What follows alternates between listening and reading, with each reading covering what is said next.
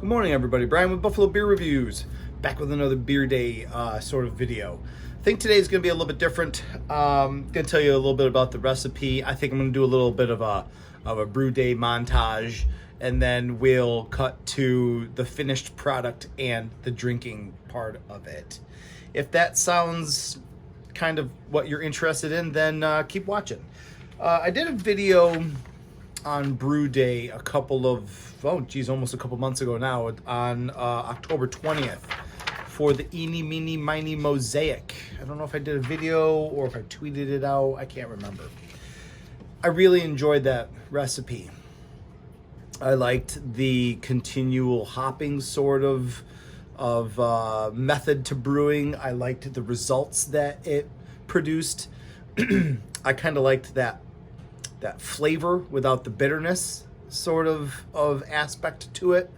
But I did, if you watched the brewing video, and I don't know which way that the cards go, maybe I'll throw a card up to either the brew day and or the tasting of Eeny, Meeny, Miny, Mosaic.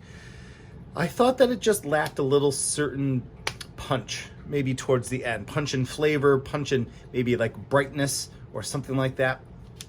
So I'm going to do a version 2 of that today. And I'm going to take the easy way out. I'm going to use Citra.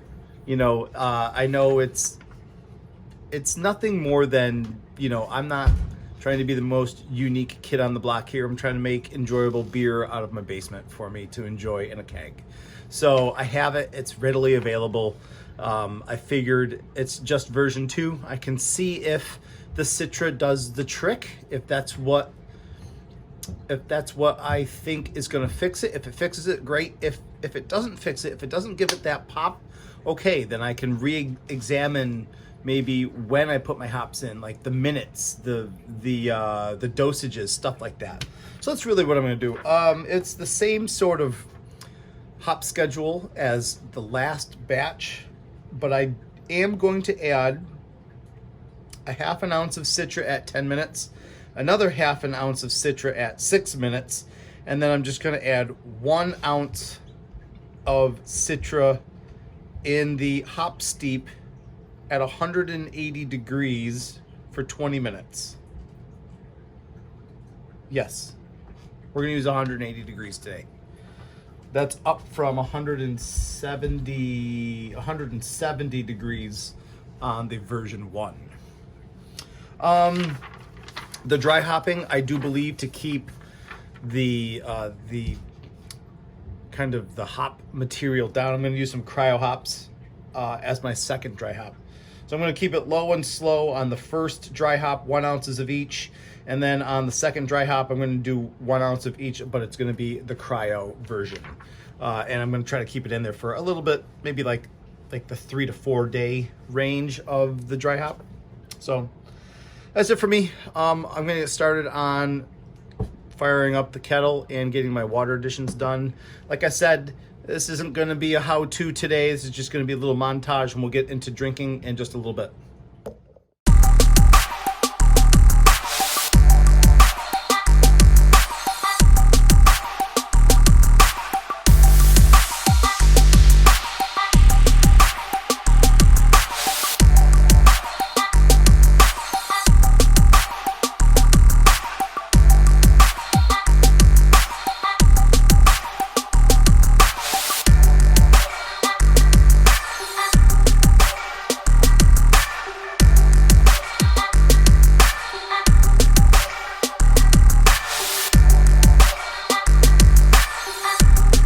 All right, guys, it's finally tasting time, right? I've had the kegs out in the garage for the last couple of hours. It's wonderful. It's 20 degrees here in Buffalo for Super Bowl Sunday. It's like a walk-in refrigerator for all you know. And there is the finished product. Not as well carbonated. I think the carbonation levels changed a little bit when I had it in the basement and then when I moved it up into the colder temps. It had been semi-well carbonated, but definitely will need another, 2 or 3 days. The aromas on this are just nuts. It is all sorts of orange and tangerine and concentrated citrus, concentrated, bright orange and zestiness. Getting a little bit of grapefruit, little bit of like a papaya sort of vibe as well. It's really cool. And it's got this really, really deep yellow sort of hue to the body, like an inner glow. Hazy as all can be. The carbonation I said was there. By the time I walked in, I filled up my glass in the garage, walked down here to do the review, kind of dissipated a little bit. I was thinking about doing it outside, but it's a little on the windy side, and I didn't want to get my microphone out with the dead cat and all the cables and the snow. I just decided to do it down here in the basement. But man, it looks the part and it smells the part, and let's see how this thing tastes, right?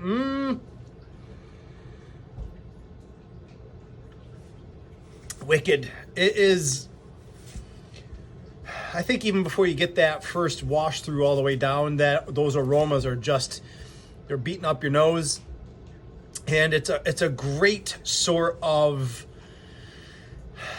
dankness to the orange and dankness to, I think, a little bit more on the grapefruit side, orange side. And I think you still continue to get a little bit of that papaya sort of vibe. And honestly, don't know where that's coming from.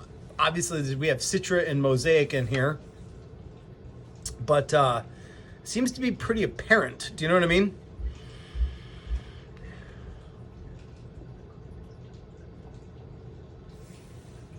I think this is a wholly medium-bodied beer. The aftertaste washes through. It's a decent mouth coating. The aftertaste washes through. You still get this dank orange and some dank orange, dank like grapefruit, dank tangerine sort of vibe to this beer, and I really like it. This is exactly what I think that this continually hopped Mosaic needed. A little punch of Citra. I really do.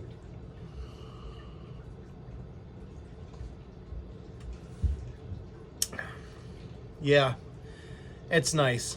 So let me talk about this beer, the final sort of numbers on this beer. So I mashed in this batch at 149 degrees, as opposed to the first batch was 157 degrees. I kind of wanted, I wanted to lower the mash temp a little bit, see if I couldn't get some of the hops to kind of pop through with some of the different enzymatic processes that are going to go on with a little bit cooler mash temperature. My first batch was 1058 starting gravity and finished at 1014. The first batch I did was 5.78% alcohol. This batch was 1055, so it was a little off from my original gravity, and it still finished at 1014. It gave me 5.4%. So first one was 5.78. This one's 5.4. I will tell you, this does not drink like a 5.4% beer. It's got that body, it's got that presence, it's got that hop characteristic, that hop presence, that hop flavor that would make you suggest that it's in the sixes and in the low sixes range, which is really cool. You know what I mean?